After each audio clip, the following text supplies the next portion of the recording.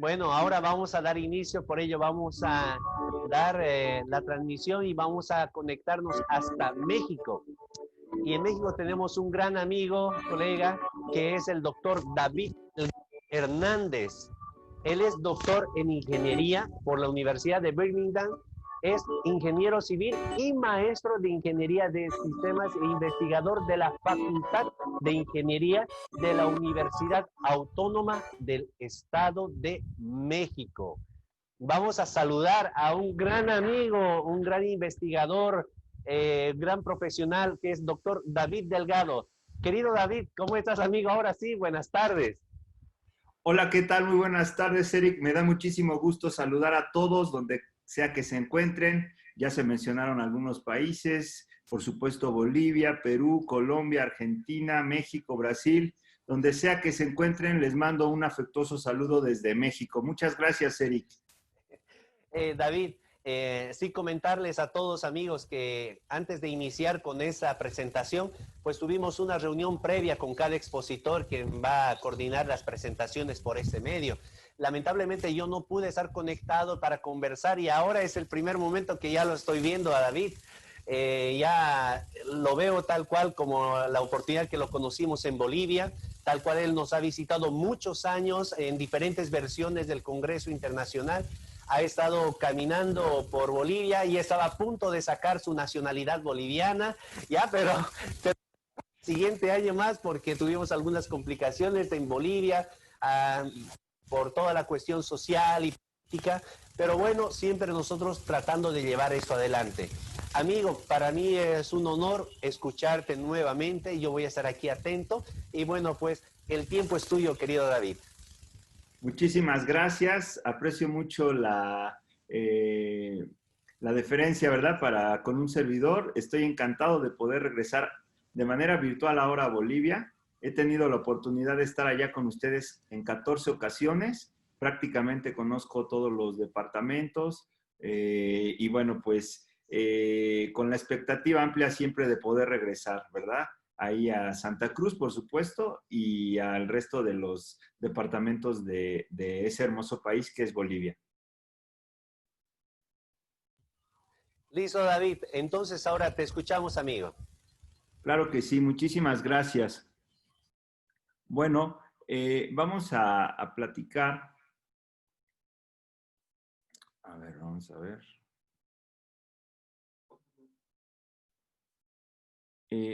¿Estamos ya listos? A ver.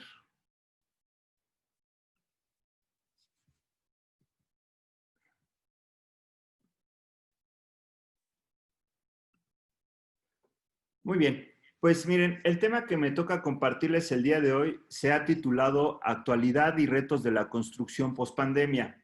Les voy a pedir por favor a todos que estén muy atentos con sus teléfonos celulares, que tengan lista su cámara, porque voy a proyectar algunos códigos QR que ustedes con su cámara del celular lo pueden escanear. Es muy sencillo, cuando aparezca el código QR en la pantalla, lo único que tienen que hacer es colocar su cámara enfrente de su monitor y automáticamente les va a reconocer el sitio de internet al cual deseo que ustedes se canalicen. ¿De acuerdo? Entonces, para que tengan sus celulares listos y podamos interactuar de manera más participativa.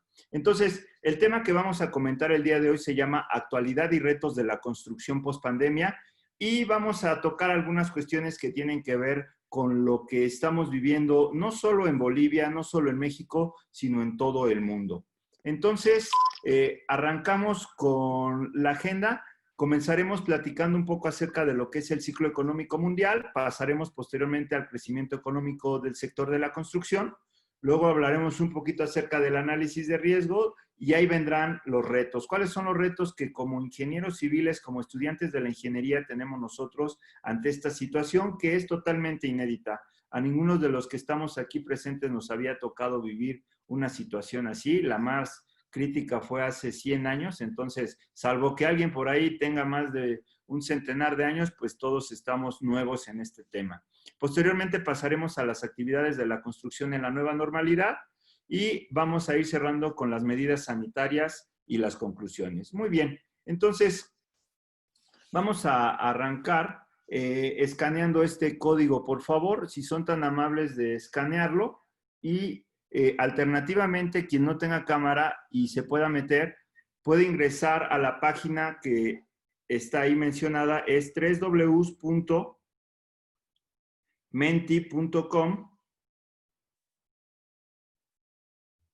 y les va a pedir un código de acceso.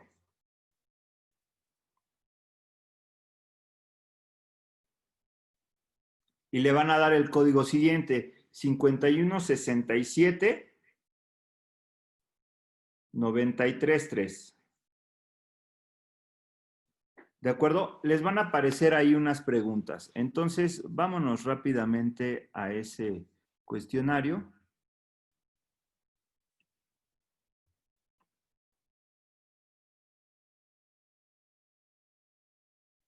Bien. Y la pregunta es, ¿cuál cree usted que sea el año de mayor crecimiento económico en su país? Repito, estamos de distintos países participando, entonces les voy a pedir por favor que sean tan amables de ir seleccionando en qué año. ¿Fue en el 2019 cuando ustedes creen que creció más su país? ¿Es en este 2020 o creen que será el año que entra cuando más crezca su país? Si van ingresando sus respuestas, por favor, les va a dar la posibilidad de tener 3 opciones y vamos a ir viendo cómo opinan los participantes de este interesante seminario. Repito, la clave está aquí arriba, de todas formas está escrita aquí en su pantalla, la pueden observar aquí arriba, www.menti.com, y el código de acceso es el 5167933, para que vayan ingresando y vayamos teniendo en tiempo real las respuestas de cada uno de ustedes. Pues miren, ahorita con la participación de las personas que han logrado ingresar, observamos que el año de mayor crecimiento que ustedes consideran en sus respectivos países fue el año 2019. En efecto, traíamos un ritmo de crecimiento en nuestras distintas naciones que, bueno, ya venían carrerado de toda la década, ¿verdad?, de los 2010.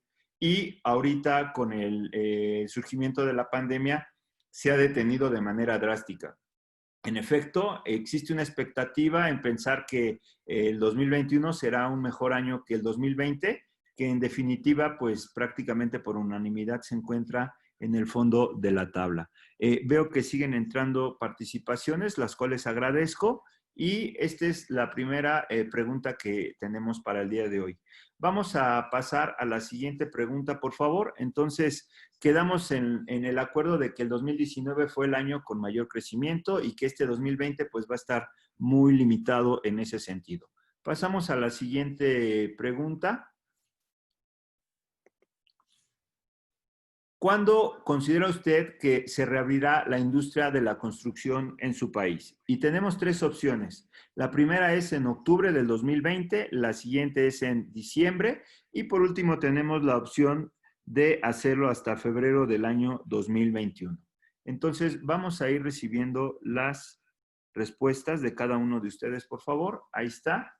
Y observamos cómo en tiempo real se están actualizando toda esta información. Ahí tenemos los porcentajes. De momento, más o menos empatados con un 20% están octubre y diciembre y el 60% se lo está llevando el mes de febrero del año 2021. Esto nos revela que todavía estamos cautelosos, todavía no tenemos la certeza de que en este 2020 se vayan realmente a reabrir las actividades económicas y una de ellas muy importante, por supuesto, es la industria de la construcción. Y tenemos más bien la expectativa de cruzar el año, pasar lo que es la Navidad, el Año Nuevo y llegar hasta enero, febrero del año siguiente para poder reaperturar nuestras actividades. Ok, entonces observamos que la conclusión es que el 6 de cada 10 de ustedes que están participando considera que será hasta el año que entra cuando se reabran las actividades económicas. Perfecto. Muy bien, muchísimas gracias por su participación en esta primera actividad de Menti. Vamos a tener más en adelante, así es que estén atentos, por favor. Muy bien, vamos a platicar entonces acerca un poco de lo que es el ciclo económico. Miren, A cada 15 años nosotros vamos teniendo ciertas actividades económicas que nos van marcando la pauta de cómo se va a comportar a nivel mundial la economía. Si partimos del año 1885, observamos que en ese momento, vamos a decir, estaba en ceros la economía y se genera el auto, todo lo que es la máquina, la locomotora, empieza a haber una gran industrialización. Es cuando Henry Ford, ¿verdad? Después de haber probado con el modelo A, con el modelo B, con el modelo C, y así sucesivamente, finalmente hasta el modelo T es cuando logra la producción de un auto en serie. Entonces fue un año muy interesante. Llega en 1900 y bueno, se crea el teléfono, Graham Bell logra la comunicación entre las personas y demás, y esto pues nos revela que hay un pico en la economía mundial durante esa época. Pero después, ¿qué ocurre? En el año de 1915, de nuevo, a cada 15 años vamos teniendo algún evento, estalla la Primera Guerra Mundial. En ese momento, el ciclo económico se empieza a detener y llega a una recesión que toca fondo en el año de 1930. Ahí podemos observar nosotros en la fotografía cómo todas las personas en Estados Unidos estaban abarrotadas afuera de los bancos porque querían recuperar su dinero en efectivo. Se había acabado la liquidez en las calles y ellos querían ir a las sucursales bancarias a retirar ese dinero, pero les cerraban y les negaban el acceso a él porque simple y sencillamente no había dinero. Esa fue una gran depresión que 15 años más tarde, ya después que surgió lo que fue la Segunda Guerra Mundial, y en el año de 1945, ¿verdad? Con la derrota de Alemania, pues es que empieza otra vez a estabilizarse la economía a nivel global. Llega un desarrollo importante, surge lo que se conoce como la Guerra Fría entre los Estados Unidos y Rusia, y finalmente en la década de los 60 se logra lanzar el primer hombre a la Luna. Entonces, esa época fue de gran auge económico, las grandes potencias internacionales querían demostrar su poderío a los demás participantes del concierto internacional y de alguna manera con la conquista de la Luna es como se demuestra ese poderío.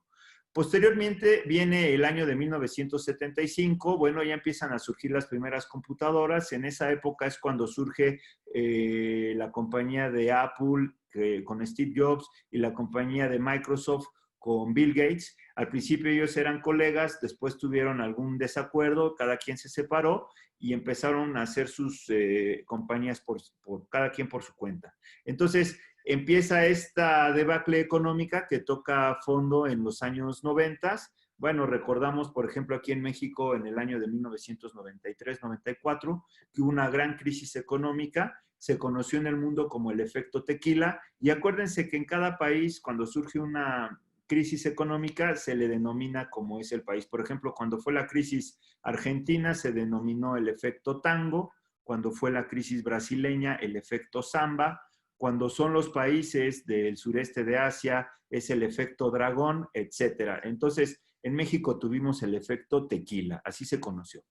Posteriormente, en el año 2005, empiezan a surgir ahora sí ya las telecomunicaciones de una forma más importante y surgen todo lo que son los iPhone, ¿verdad? O los teléfonos inteligentes que ya no requieren un teclado para poder ser operados. Estos teléfonos ya tienen una pantalla táctil tal como los conocemos hoy en día y permiten facilitar las comunicaciones de una manera muy importante. Es aquí, a partir de ese año, 2005, que empieza un crecimiento económico muy favorable para todos. Bueno, yo recuerdo que en esa época Bolivia pues se llevó varias veces el récord del país con mayor crecimiento económico a nivel Latinoamérica. Creo que en un mal año traían tasas del 6, del 8% de crecimiento. Quizás llegaron en algún buen año al 12, 14%, lo cual es una barbaridad. Aquí en México, pues estuvimos creciendo, digamos, al 2, 2.5, 3% en un muy buen año, pero eso se terminó tristemente ahora con la llegada del COVID.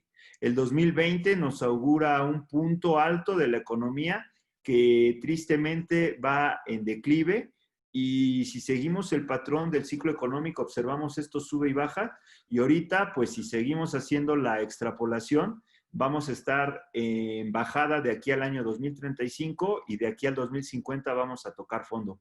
Por fortuna ya nosotros los que les vamos a estar platicando, pues de alguna u otra manera ya llevamos un camino recorrido, pero ustedes jóvenes que están ahorita a punto de egresar de sus carreras, les va a tocar batallar y les va a tocar hacer grandes esfuerzos para salir adelante, porque la situación económica mundial tristemente no se ve muy favorable, aunque sí hay cosas que nosotros podemos hacer para que todo sea positivo, ¿de acuerdo? Les pongo un video para que ustedes reflexionen un momento. Domingos de reflexión. Habitantes, algo está cambiando. Spotify está fundiendo a las discográficas. Netflix hizo que ya casi no queden videoclubes y que vaya mucha menos gente al cine. Booking tiene en jaque a las agencias de turismo. Google inutilizó a las páginas amarillas. Airbnb está atemorizando a los dueños de los hoteles. WhatsApp amenaza a operadores de telefonía fija y celular. Las redes sociales a los medios de comunicación. Uber a los taxistas. OLX está acabando con los avisos clasificados. Los smartphones condenaron a las casas de fotografía. Zipcar hace la vida imposible a las compañías de alquiler de vehículos. Tesla pone en duda el futuro de las automotrices. El email complicó a los correos postales. Waze acabó con los GPS. Original y Nubank amenazan al sistema bancario tradicional. La nube hace cada vez más inútiles a los pendrives. YouTube pone en riesgo a las empresas de televisión. Facebook está matando a los portales de contenido. Tinder y similares quitan mercado a las discotecas. Wikipedia mató a los diccionarios y enciclopedias. ¿Cuánto tiempo crees que va a durar tu empleo en su forma actual? ¿Y quieres seguir viviendo como vivías hace 10 años? Te sugiero que te reinventes diariamente para continuar en este juego llamado vida. Siempre yendo para adelante. No porque detrás venga gente, sino porque ya hay mucha gente delante de nosotros que nos lleva ventaja. ¿Qué opinan, amigos?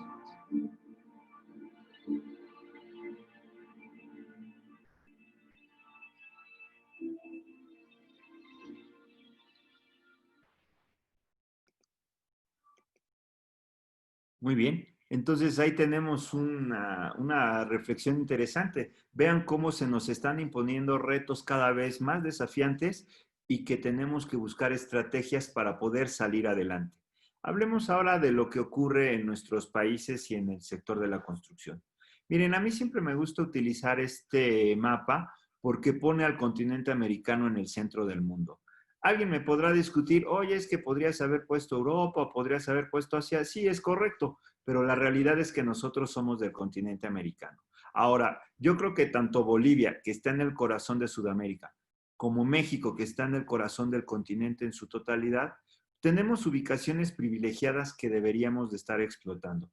Entonces, de alguna u otra manera, esto nos tendría que llevar a la meta de llegar a ser países sumamente competitivos. Vamos a platicar un poquito acerca del reporte global de la competitividad. La última versión que tenemos es la del año 2019 y quiero que por favor sean tan amables nuevamente de meterse a este código QR, le pueden tomar directamente la foto o bien entrar a la página y teclear la clave de acceso que es la 78 33 34, por favor, para que podamos llevar a cabo este nuevo ejercicio, ¿de acuerdo? Entonces me voy a pasar a Menti y la primera pregunta que les quiero formular es la siguiente. Ustedes lo pueden escribir ahí directamente con su teclado. ¿Cuáles son, desde su punto de vista, los 3 países más competitivos del mundo en el año 2019? ¿Cuáles creen ustedes que hayan sido esos 3 países más competitivos? Los pueden ir escribiendo, por favor, y los van metiendo.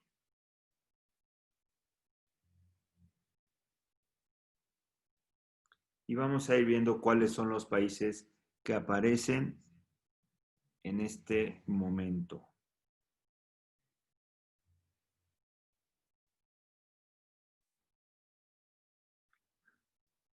Bien, ya empezamos a recibir las primeras respuestas. Muchísimas gracias a los que están participando. Y vamos viendo, el tamaño de la palabra refleja la cantidad de votos que está recibiendo esa nación. En este caso vemos que se pone a la cabeza China, está Estados Unidos con sus diferentes denominaciones, ¿verdad? WEW, USA, ¿no? United States of America. Por ahí vemos que aparece Rusia. Seguramente hay alguien aquí de Argentina porque ya también apareció ese nombre. Por ahí también apareció Brasil, Japón. Vemos que están siendo recurrentes y Japón, bueno, está empezando a tomar fuerza. Por ahí también ya veo que surgió la palabra de Taiwán. También veo que está ahí Canadá. ¿Quién más está? Israel, fíjense, esa es una buena alternativa. Israel también es un país que está cobrando bastante importancia en el Medio Oriente y que tiene, pues sí, avances importantes. Por ahí apareció Bolivia como uno de los 3 países más competitivos del mundo en el año 2019. Y bueno, déjenme ver. México, bueno, gracias a quien sea que haya escrito México. Se agradece por lo menos la intención, ¿verdad? De que pueda estar en esa lista de países. Muy bien, entonces vemos que es muy frecuente que aparezca por ahí China, que aparezca Estados Unidos y Japón finalmente logró cobrar importancia. Vámonos a la siguiente pregunta, por favor. Y la siguiente pregunta es, ¿qué obras de infraestructura mejoran la competitividad de un país? Repito, ¿qué obras de infraestructura mejoran la competitividad de un país?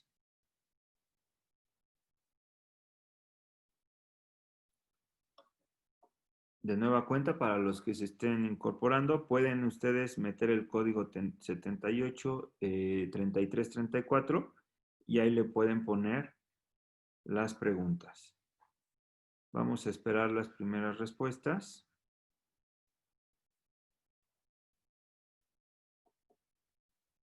Ya para lo que es la segunda pregunta, por favor.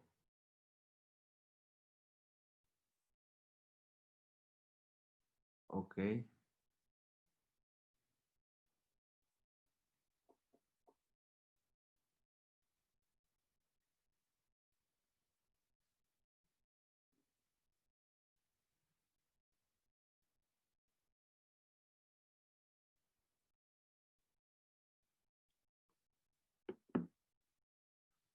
Ahí están puentes, caminos, carreteras, vías de comunicación, centros comerciales, trenes interurbanos, hospitales, en fin, están surgiendo ahí todas las preguntas, las podemos ir viendo, pero más o menos se ve que hay cierto consenso en el hecho de que las carreteras, ¿verdad? Los puentes, los caminos, todo lo que tiene que ver con las vías de comunicación, pues sin lugar a dudas son muy importantes para que nosotros podamos tener una buena competitividad. Siguen llegando respuestas, muchísimas gracias. Ahí ustedes van viendo en tiempo real cómo se acumulan en la pantalla y de alguna manera nos dan cuenta de la opinión de todos. Obras sanitarias, por aquí apareció, vías de comunicación férrea, vías de comunicación terrestre, etcétera. Entonces, edificios de departamentos también por ahí hay, obras públicas, aeropuertos, claro, aeropuertos, centrales de energía, etcétera. Muy bien, muchísimas gracias por su participación, jóvenes, y vemos que pues más o menos sí se llega a ver un cierto consenso en estas actividades. Regresamos a la presentación. Entonces, los países más competitivos en el año pasado, en el 2019, fueron estos que están aquí, los 10, fueron Singapur, Estados Unidos, efectivamente, se apareció varias veces, Hong Kong, Holanda, Suiza, Japón también recuerdo que fue uno de los que estuvo apareciendo de manera frecuente, Alemania, Suecia, el Reino Unido y Dinamarca. Estos tienen una calificación, como aquí se observa, el más alto fue Singapur, tuvo 84.8 de 100 puntos, y el que menos tuvo de esta lista de 10 tuvo 81.2, empatados estos tres países, Dinamarca, el Reino Unido y Suecia, ¿de acuerdo? Pero vamos a ver cuál es la situación de nuestros países. Miren, México ocupó el lugar número 48, obtuvo una calificación de 64.9 y observamos que Bolivia obtuvo la calificación de 51.8 para colocarse en la posición número 107. Significa que de los 140, 141 países que se estuvieron evaluando, estuvimos jerarquizados en esas posiciones. Bueno, nada más como para que ustedes vean cuáles son los 10 que están al fondo de la lista, es Madagascar, Venezuela, Mauritania, Burundi, Angola, Mozambique, Haití, el Congo, Yemen y Chad. Son los que están al fondo de la lista, ¿de acuerdo? Entonces, para poder nosotros medir la competitividad, tenemos 12 criterios que van desde las instituciones, la infraestructura, la adopción de la ciencia y la tecnología, la estabilidad macroeconómica, la salud, las habilidades de las personas, las competencias que tienen, los productos que se ofrecen en el mercado, el tamaño de la fuerza laboral, el sistema financiero. El punto número 10 es el tamaño del mercado, es decir, cuántos compradores potenciales hay. Y el pilar 11 y 12 son el dinamismo de los negocios y la capacidad de innovación. Arranquemos viendo a Singapur, que es el primer lugar, qué calificaciones obtuvo. Si ustedes se dan cuenta, obtuvo calificación perfecta de 100 puntos en la estabilidad macroeconómica y en la salud. ¿Cuál fue el peor score de Singapur? En el tamaño del mercado. ¿Por qué? Resulta ser que Singapur es una isla muy pequeña en el sureste asiático, colinda con Malasia e Indonesia, está prácticamente en el Ecuador y a duras penas junta 5 o 6 millones de habitantes.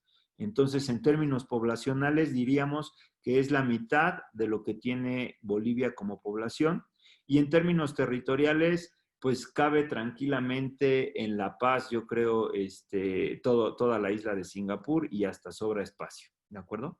Bien, veamos cómo estuvo Bolivia evaluado. Aquí al revés, vamos a ver en cuáles fueron sus mejores rankings. Tuvieron aquí 74 en estabilidad macroeconómica y también en el tema de salud. Recuerden que este tema de salud a veces tiene que ver con varias cuestiones, con la cobertura, tiene que ver igual con la infraestructura, la capacidad de los médicos y demás.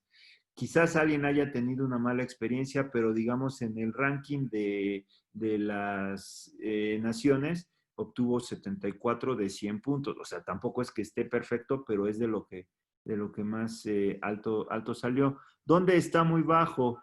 Está muy bajo en las instituciones, tiene 38 puntos, y el valor más bajo es en la capacidad de innovación. Esto nos revela que, bueno, en Bolivia hay bastante posibilidad de crear cosas nuevas, ¿no? Y que tener una situación innovativa importante.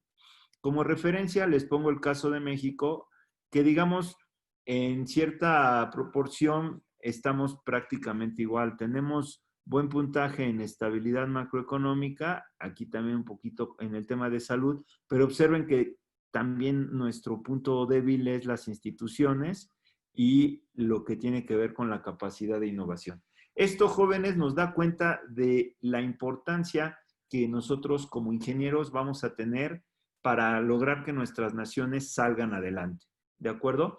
Ahora, ¿qué es lo que estamos observando con el crecimiento del Producto Interno Bruto en nuestros países? Este es el caso de México y observen cómo pues venía oscilando de alguna manera. No podemos decir tampoco que venía así muy a la alza, pero más o menos se había mantenido estable.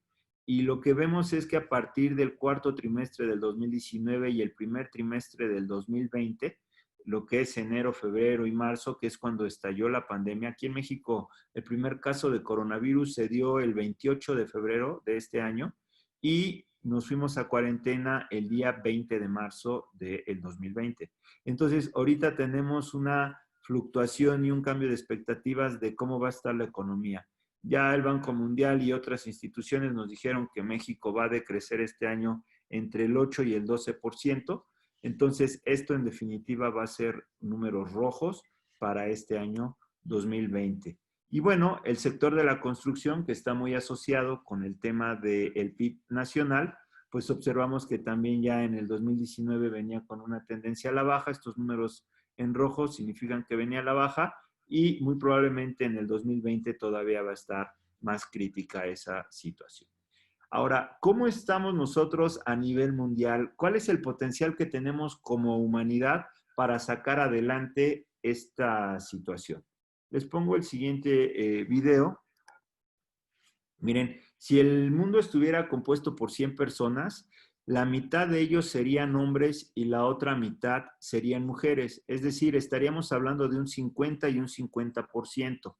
Ahora, en términos de la distribución geográfica a nivel internacional, teníamos 14 en el continente americano y 60 en el continente asiático. Es el continente que más poblado se encuentra. En términos de edad, la mayoría está entre los 25 y los 54 años de edad, de tal suerte que la juventud es lo que impera hoy día en el 2020 en el mundo. En cuanto a religión, el 31% son cristianos y el 23% son musulmanes. Y bueno, ya las otras religiones se reparten el resto de las proporciones. Si hablamos de los idiomas que más se hablan, es el chino, el español y el inglés. Si ustedes logran dominar esas 3 lenguas, van a poder hablar con el 70-80% de las personas en todo el globo terráqueo. Ahora, hay 86% de las personas que pueden leer y escribir y el 14% todavía hoy día es analfabeta. Y 15 personas reciben menos de $2 por día, 56 entre 2 y $10 por día, 13 personas reciben entre 10 y $20 al día, 9 personas lo hacen entre 20 y $50 al día, 6 personas ganan hasta $90 al día y solamente una persona gana más de $90 al día. Es como está distribuida la riqueza al día de hoy. De tal suerte que una sola persona podríamos decir que controla la mitad de la economía de todo el mundo. En cuanto a la salud, tenemos a personas saludables en 63% y 21% tienen sobrepeso y los demás están por debajo, tienen desnutrición. 87 tienen acceso al agua potable, 77 tienen casas y 23 no tienen casa, no tienen dónde vivir. Solo el 44% de la población tiene acceso a Internet y 75%, es decir, 3 de cada 4 tienen un teléfono celular.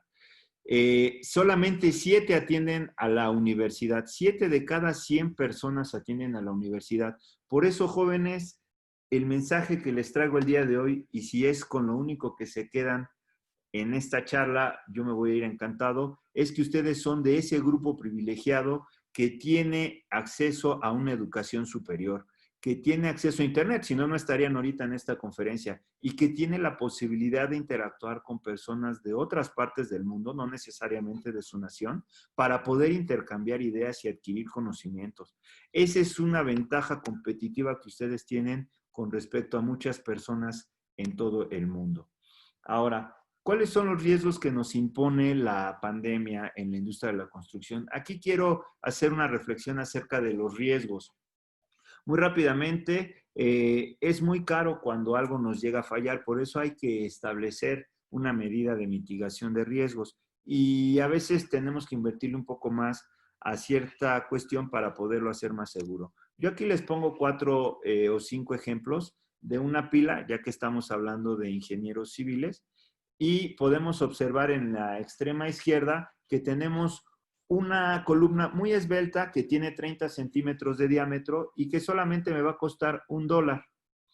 En la segunda opción yo ya tengo 35 centímetros de diámetro, pero me va a costar $1.2.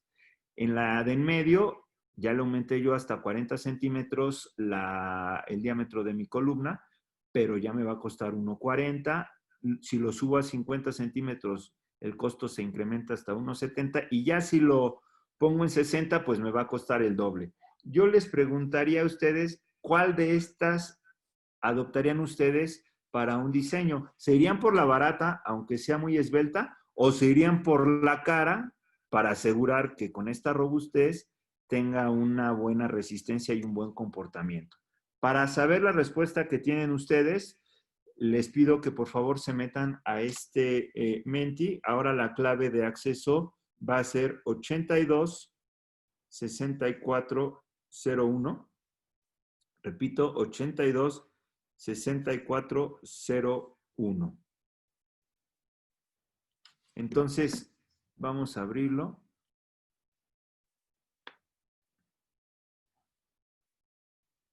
y lo vamos a ejecutar.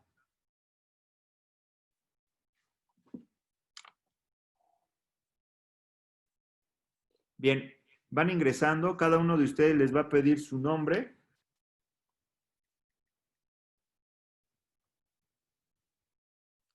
Y estén pendientes. Les voy a hacer la pregunta. Por favor, sigan ingresando para que demos oportunidad de que ingresen más personas.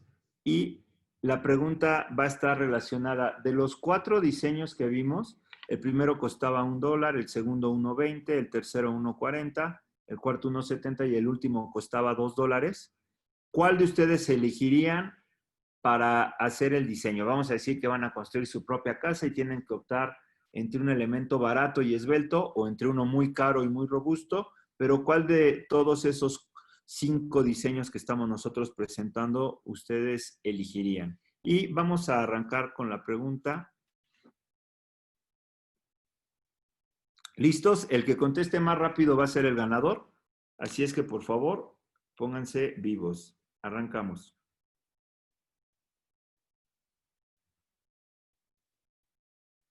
Está corriendo el tiempo. Ustedes ya seleccionaron la respuesta que consideran más adecuada. Repito, la primera opción es $1, la segunda $1.20, $1.40 la tercera, $1.70 la cuarta y por último $2. Quedan 10 segundos, 9. Vamos a ver cómo están contestando y a ver quién fue el que más rápido lo hizo. ¿Listo? Se acabó el tiempo. Ahí está la distribución. Observen que la mayor cantidad de los participantes eligió la de en medio. Esa es la correcta. Es un balance entre la seguridad y el costo. Y esa es una actitud, pues, conservadora en términos de riesgos, porque nos permite tener economía por un lado, pero también resistencia por otro. Y vamos a ver quiénes fueron los ganadores. Bicho, felicidades, fuiste el ganador. En segundo lugar quedó Fernanda. Jaime Zamora, muchas felicidades. Después llegó Chus, Marcos, José Luis Guaranca, Walker, Marcelo Molina, Cristian y Hassad. Muchísimas felicidades a todos. Bicho, le pegaste al valor de la gravedad con 9.81. Muchas felicidades, enhorabuena. Bien, vamos a la siguiente cuestión. ¿Cuáles son los 3 principales proveedores de la industria? Tenemos muchos proveedores de la industria de la construcción, pero les pido que ustedes mencionen los 3 que consideran más importantes, por favor.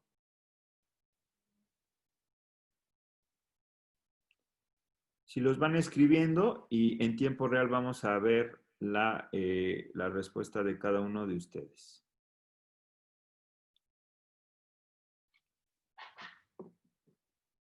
Ahí está. Ahí se empieza a observar que el cemento es uno de los materiales efectivamente más importantes, el ladrillo, el acero, la madera, por supuesto los agregados, ¿verdad? También son muy importantes. El fierro, bueno, tiene que ver por supuesto con lo que es el acero, la arena, que también es parte de los agregados que nosotros usamos para llevar a cabo nuestras mezclas, la piedra, por supuesto, los aditivos, cada vez están cobrando mayor importancia en la industria de la construcción, pues para acelerar los procesos, ¿verdad?, de fraguado y para tener una resistencia mayor en nuestras estructuras. Los bloques, claro que sí, la industria siderúrgica, todo lo que tiene que ver con el cemento Portland, desde luego es un tipo de cemento. En un ratito más el doctor Humberto Bálsamo nos va a platicar acerca de la tecnología del hormigón armado, ¿no? Que él es experto en todos esos temas. Pero efectivamente observamos que esos son los materiales más importantes de la industria de la construcción. Muchísimas gracias por sus respuestas. Y bueno, vamos a hablar ahora de los retos que tenemos. Miren, todas estas industrias tienen algo que ver con la construcción y están enfrentando una situación económica complicada. Tenemos desde la extracción de la piedra caliza, todo el corte de mármol, el laminado, la creación de materiales naturales como el tezontle, ¿verdad? El tepetate, aquí le llamamos así, la extracción de arcillas, de minerales, todo lo que tiene que ver con la minería de la piedra caliza y demás, el agua y el suministro de gas, las plantas generadoras de energía eléctrica, la construcción y tendido de líneas y redes de conducción de energía eléctrica, todo lo que es topografía, división de terrenos, obras subacuáticas, excavaciones subterráneas, trabajos en cimentaciones o fundaciones como se conocen por allá, las instalaciones y equipos de construcciones, la renta de equipo y maquinaria especializada, lo que tiene que ver con el laminado de acero, la fabricación de varillas, las estructuras metálicas, todo lo que es herrería, focos, tubos, bombillas, ladrillos, tabiques, tejas de arcilla, el cemento, desde luego, el hidráulico, el premezclado, el cemento Portland, los elementos prefabricados, etcétera, etcétera, y un largo etcétera.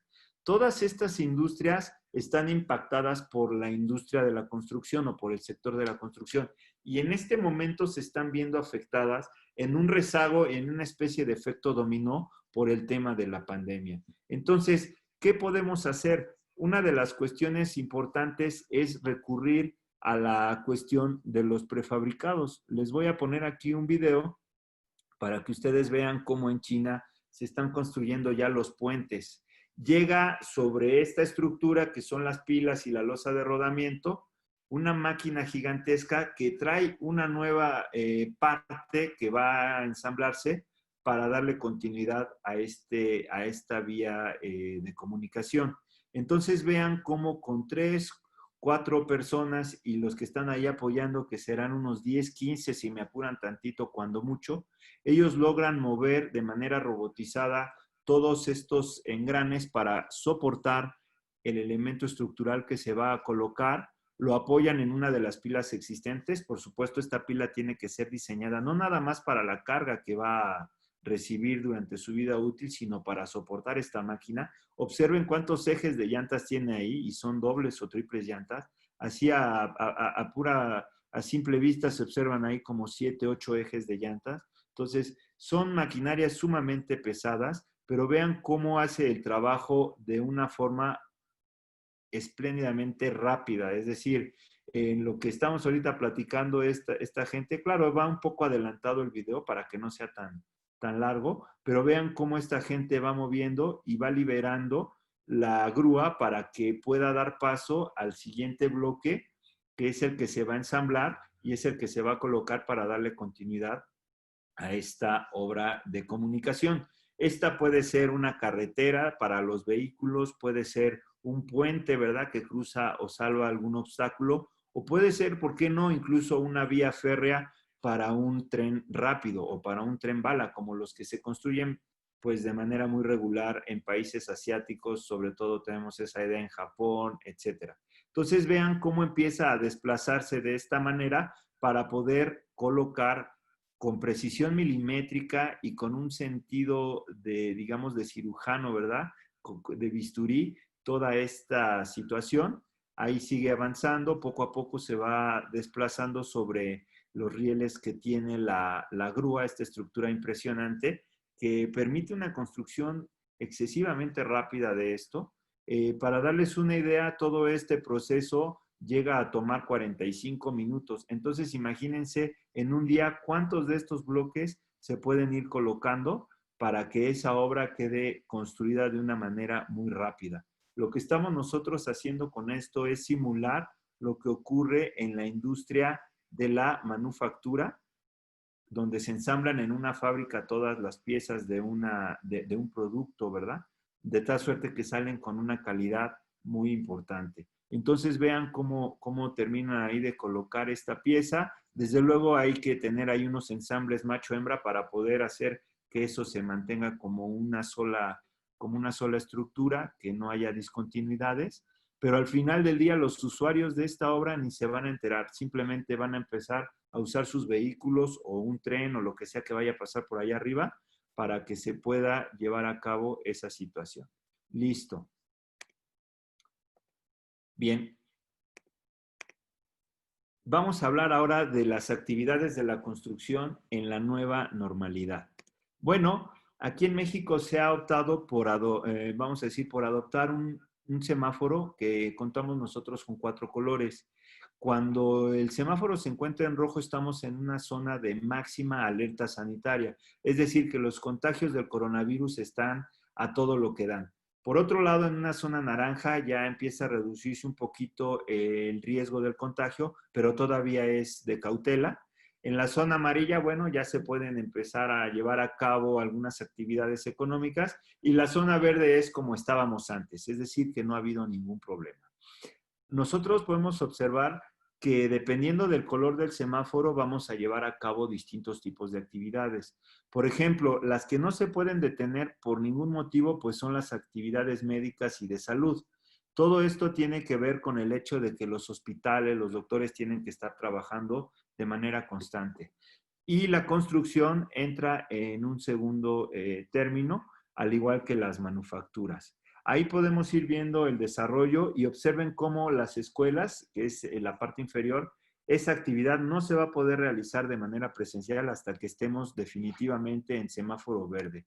De tal suerte que en el Estado de México, que es de donde yo estoy transmitiendo, ahorita nos encontramos en semáforo rojo, pero la República ha adoptado distintos colores, la República Mexicana, y muy probablemente en Bolivia tengan algo parecido. Se van a ir cambiando los colores conforme vayan mejorando las situaciones. Bien, les presento rápidamente un video de los contagios para que ustedes vean cómo se propaga y cómo ha sido benéfica pues digamos, el aislamiento social, ¿verdad? Entonces, en un escenario donde todas las personas salen a la calle, observen que muy rápidamente se empieza a contagiar unas personas a otras. Se considera que en promedio una persona enferma puede contagiar hasta 6 en un solo día. Entonces la tasa de crecimiento es muy importante. Cuando se empieza a usar la cuarentena, observamos cómo es poco a poco que va saliendo la gente, ¿no? Que va a comprar algunas cosas. Entiendo que ahí en Bolivia lo hacían por el número de credencial de identificación o por el apellido, ¿no? Los lunes salen de la A a la C, los martes de la D a la F, etcétera.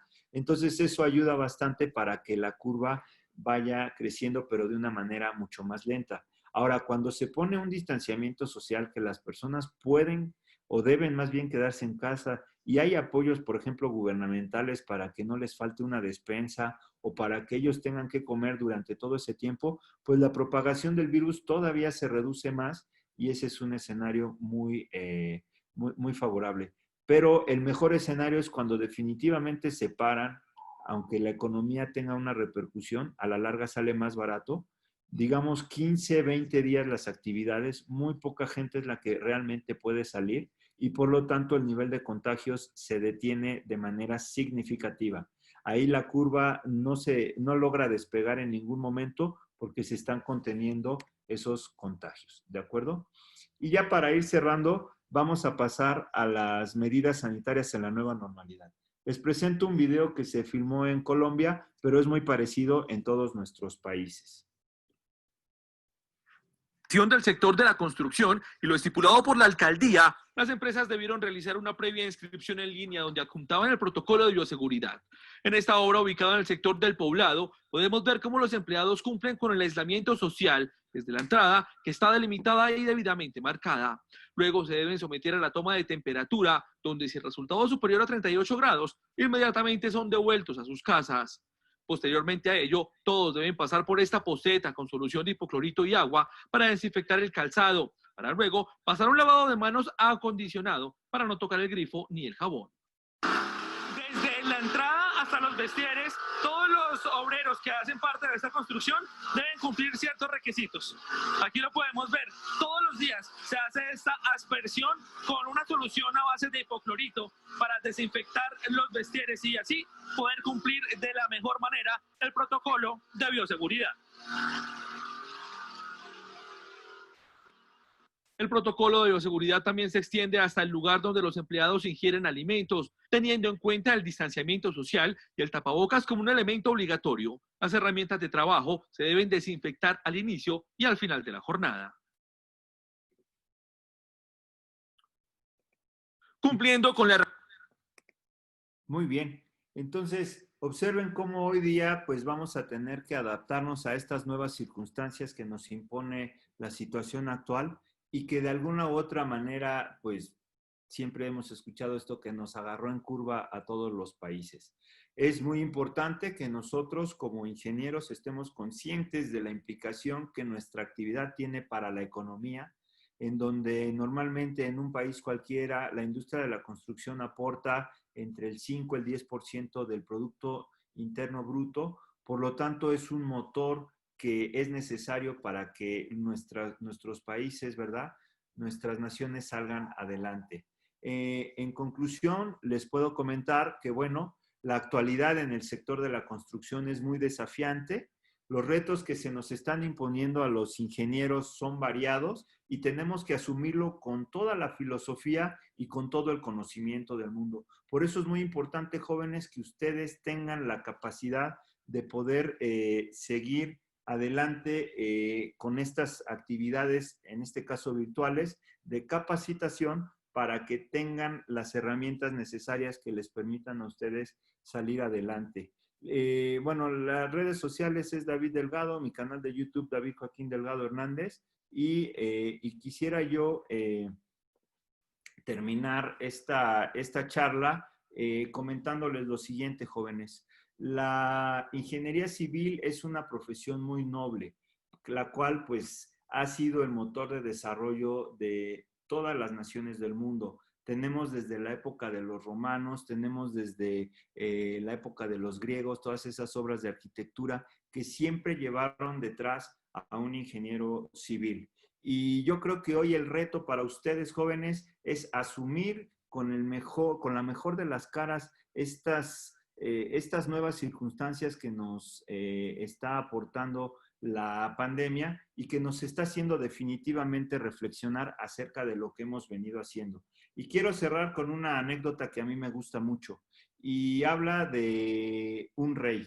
Este era un rey que mandó construir una ciudad muy hermosa, pero alrededor de esta ciudad puso una muralla de gran altura. Esta muralla solamente tenía acceso por una sola entrada que estaba obstruida por una piedra. Y esta piedra impedía que las personas pudieran acceder al interior de la ciudad. Llegaron gentes de muy lejos, llegaron terratenientes, llegaron comerciantes, llegaron mayordomos que querían entrar a la ciudad porque sabían que ahí iban a tener un mejor futuro. Y lo único que hacían era observarla desde afuera y quejarse diciendo, no es posible, yo le pago al rey mis impuestos, pero este rey no nos deja entrar a la ciudad. Pero de pronto llegó un joven que venía de muy lejos y que caminando durante días y noches seguidas tenía la fuerte ilusión de conseguir y tener un buen futuro en esa ciudad. Él sabía que si llegaba y lograba entrar a esa ciudad, iba a tener muchas oportunidades para poder desarrollarse tanto a nivel personal como a nivel profesional. Dejó a su familia, dejó a su novia, dejó a sus hermanos y abandonó todo lo que tenía con tal de apostar a llegar a esta ciudad. Y cuando llega y se topa con esta gran roca, en lugar de ponerse a quejar, lo que hizo fue, tomó una pequeña vara e hizo palanca y después de 4 largas horas de esfuerzo, finalmente logró mover la roca. Ante la expectativa de todos los ahí presentes y la ovación, todo el mundo le aplaudía por haber logrado eso, el joven bajó la cabeza y debajo de esa roca encontró un saco lleno con 50 monedas de oro y una nota del rey que decía, esta es la recompensa para aquel que se atreva a mover la roca. Jóvenes, yo los invito el día de hoy a que ustedes muevan esa roca, a que encuentren las 50 monedas de oro. Es lo que los está esperando. Háganlo por el bien de Santa Cruz, de Bolivia, de América y del mundo. Muchas gracias por su atención, jóvenes. Gracias. Querido David, te agradecemos a ti por el tiempo que te has sacado entre todas tus labores y actividades. ¿Me escuchas, David? Claro que sí. Ah, excelente, excelente. Hemos habilitado en este momento, amigos, el chat para que podamos recibir sus preguntas. Y ya nos están llegando algunas, David, y te las voy a transmitir. Algunas que son previa a lo que es el evento y otras también que son algo un poco generales. Y te indico las que nos han llegado, David. Nos han mandado a través de la mensajería de Zoom como una de las preguntas y dice, ¿cuáles cree usted que sean las principales repercusiones de esa pandemia en la industria de la construcción?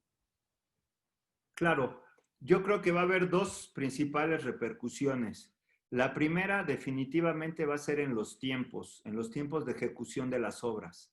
Lo que va a ocurrir es que si se tenían programadas actividades para este 2020, bueno, se han detenido, se han pausado, ahorita de alguna forma se están queriendo reactivar, pero las fechas de entrega de estas obras importantes en definitiva se van a tener que posponer.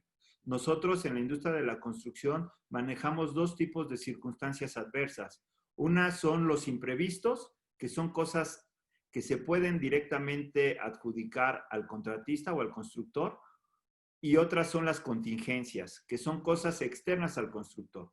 De tal suerte que en este caso estamos hablando de una contingencia, porque la pandemia nadie la esperábamos, es una cosa ajena al constructor y quienes los hayan contratado tienen que comprender que, bueno, debido a la situación de la pandemia, se van a tener que retrasar esos costos, esos tiempos, perdón. Y el segundo son los costos, precisamente. ¿Por qué? Porque, por ejemplo, aquí en México tuvimos la devaluación de nuestra moneda, que es el peso mexicano. Cuando arrancamos antes de la pandemia, nuestra moneda valía 18 pesos. Hoy día está aproximadamente en 22, 23 pesos. Es decir, tuvo una pérdida de valor de aproximadamente el 20-30%. Y eso lo que va a provocar son sobrecostos en nuestras obras de construcción. ¿Por qué?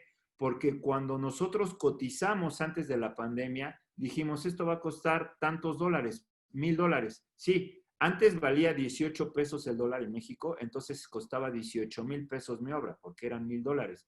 Pero hoy día, si la quiero terminar y ya el dólar no vale 18, sino 22, pues los mismos $1,000 van a ser, ya no 18,000, van a ser 22,000. Es decir, se me va a encarecer la obra por el simple hecho de que fluctuó el valor del dólar. Yo entiendo que ustedes en Bolivia manejan un tipo de cambio fijo, hasta donde desde el 2012, que fue la primera versión de este congreso, recuerdo, no sé si la memoria me falle, estaba en 6.94 o 6.96, un rollo así. Y el año pasado fui a Santa Cruz y a Oruro y todavía estaba en el mismo precio. Entonces, ustedes manejan un tipo de cambio fijo, quizás no les pegue tanto el tema de los dólares en ese sentido. Pero a nosotros que tenemos un tipo de cambio que fluctúa dependiendo de la oferta y la demanda, sí nos pega de manera directa. Entonces, la repercusión en la construcción de la pandemia va en el sentido del tiempo y va en el sentido de los costos de nuestros proyectos de construcción. Ok, querido David. Aquí hay otra pregunta que nos llegan y te la vamos a transmitir. Y esta nos dice, ¿la pandemia provocó algún tipo de inflación en la economía global? Bueno, la inflación se va a dar cuando empiecen a subir los costos de los productos y esto podría ser por la falta de demanda. Entonces, cuando los vendedores o proveedores de algunos materiales quieran compensar esa falta de ventas o esa reducción en ventas con el incremento de precios, vamos a tener inflación. Pongo un ejemplo muy concreto. Imagínense que yo vendo costales de cemento y que yo venía vendiendo cada mes 100 costales de cemento. Y cada uno lo vendía a 100 pesos, vamos a suponer. Entonces, estalla la pandemia y ahora ya no estoy vendiendo los mismos 100 costales que yo solía vender en el pasado. Vamos a suponer que ahora vendo nada más la mitad, 50. Entonces, yo para compensar, en lugar de venderlos a 100 pesos, esos costales, ahora los voy a vender a 200 para yo seguir recibiendo la misma cantidad que recibía antes, ¿de acuerdo? En el momento en que subo yo el precio, genero inflación. Y eso es lo que muy probablemente podría ocurrir si siguen cayendo las demandas de los productos que estamos nosotros comprando.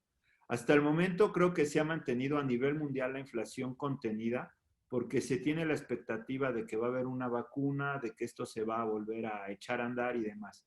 Pero si se pierde esa esperanza o se tiene ya más certidumbre acerca de que esto va para muy largo, entonces sí los productores se pueden desesperar y como no están vendiendo, en el afán de recuperar ese dinero que están perdiendo, pueden subir sus precios y eso nos va a producir inflación. Pero creo que hasta la fecha, hoy que es 23 de septiembre, las economías han logrado de alguna manera amortiguar y contener eso, y sobre todo gobiernos que han apoyado algunas industrias para que no se vuelva esto una locura, ¿verdad? Porque si no, también van a escasear los productos, pero bueno, eso ya ese es otro tema, ¿no? Perfecto. Querido David, te agradecemos nuevamente por toda la atención que has tenido con nosotros, por aceptar estar con nosotros a través de este medio. Esperemos que no sea la última vez, ¿no?, que nos vemos. Ya hace varios años que no hemos podido encontrarnos personalmente. Y si bien esperemos que también esta situación pueda ya establecerse, donde podamos tener ya un evento presencial y donde sí podamos darnos un abrazo, ahí un apretón de manos y evitar justamente eso de distanciamiento, ¿no? Ahora ya todos nuestros amigos ya juntos, reunidos, y a poder vivir algunas experiencias tan lindas como esas del Congreso. David, ¿alguna de tus últimas palabras, por favor, para despedirte de todos los amigos que están viendo en este momento? Claro que sí, Eric, muchísimas gracias. Siempre lo digo, lo vuelvo a repetir. Para mí Bolivia es un país entrañable. He tenido la fortuna, el privilegio de estar en 44 países, que es mi edad, un país por año. Ya no están ustedes para saberlo ni yo para contarlo. El domingo cumplo 45 años, 27 de septiembre del 75, 6 de la tarde. Nací en la Ciudad de México. Entonces, para mí siempre Bolivia ha representado un país al cual quiero yo mucho, lo llevo en mi corazón. Quiero ir otra vez a la casa del Camba, quiero otra vez probar ese pique macho, ¿qué es charquecán o chanclecán? No me acuerdo bien el nombre. Charquecán. Me encanta, esa es una cosa que yo nada más regresaría a Bolivia a probarlo. Es una cuestión que para mí realmente, siempre que tengo noticias de ustedes de Bolivia, me pongo muy contento, me saca una sonrisa en la cara, porque es un lugar al cual aprecio, lo siento como mi tierra. He estado 14 veces, les decía yo al principio de la conferencia, en su bonito país, y no pierdo la esperanza de que pronto termine esta situación, que sea como un mal sueño del cual despertemos todos y tengamos nuevamente, como bien dice Eric, la oportunidad de saludarnos, de darnos un abrazo fraternal, un fuerte apretón de manos, y saludar a nuestros queridos hermanos bolivianos, a nuestros amigos también con los que hemos coincidido ahí de Chile, de Argentina, de Brasil, de todos los países vecinos, ¿verdad? Que compartimos no nada más el idioma, sino la cultura. Yo quedo eternamente agradecido, Eric, nuevamente por ser parte de este importante evento. De los 4 congresos que ha habido, he estado en los 4. Esos reconocimientos que tú tienes en tu oficina detrás, yo los tengo en mi oficina. Ahorita estoy transmitiendo desde mi estudio personal aquí en casa, pero en la oficina y en la universidad tengo mis reconocimientos, y siempre que los veo me recuerdan, y vuelvo a repetir, me sacan una sonrisa, porque de Bolivia yo solamente tengo muy buenos recuerdos. Agradecerles a todos su atención y desearles una feliz tarde, feliz noche allá en Bolivia, que tenemos una hora de diferencia, y que sigan disfrutando de este magnífico evento. Muchísimas gracias, Eric, y a todos por su atención. Un saludo cordial desde México. Gracias, gracias David a ti por todo. Bueno, será esta otra oportunidad y podemos interactuar, enviar nuestras reacciones. Algunos están justamente ya saludando, felicitando a nuestros amigos que se han conectado.